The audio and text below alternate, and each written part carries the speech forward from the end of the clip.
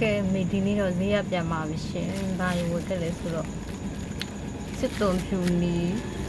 မိုးရသည်ဆိုတော့လေမိုးတက်မှကြောက်လို့နည်းနည်းပဲဝတ်ခဲ့ပါတယ်။တွေ့ပြမယ်နော်။ပြီးရင်ဒီမှာပါ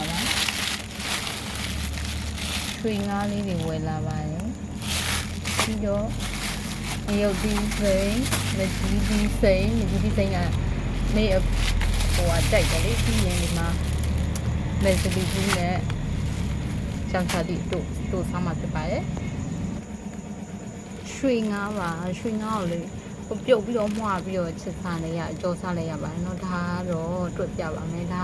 2000ဘူးပဲရှိပါတယ်လက်ဆက်ဆက်မင်းနဲ့အစောကြီးသေးသွားမှာလို့เนาะ2000ဘူးပါ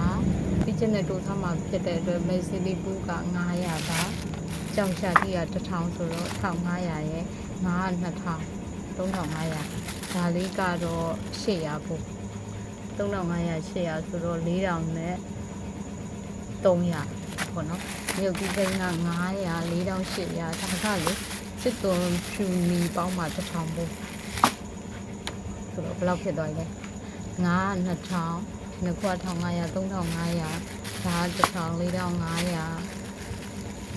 4500ရဲ့ဒီနှစ်ခုပေါင်းရင်1300ဆိုတော့4500ရဲ့1300ဆို9000 6000နဲ့မှ300လောက်ပဲရှိတယ်6000လောက်ပဲရှိတယ်အဲ့ဒါနဲ့ဟစ်ချက်ဆောင်မှာဖြစ်ပါတယ်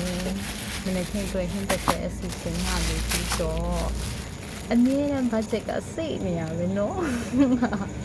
ဒီထက်အများကြီးသုံးနိုင်တဲ့လူတွေကတော့ပိုသုံးကြပါကျမကတော့ဒါလေးနဲ့ပဲချက်ဆောင်မှာဖြစ်ပါတယ်ကျေးဇူးအများကြီးတင်ပါတယ်ရှင်အားလုံးပဲအဆင်ပြေကြပါစေ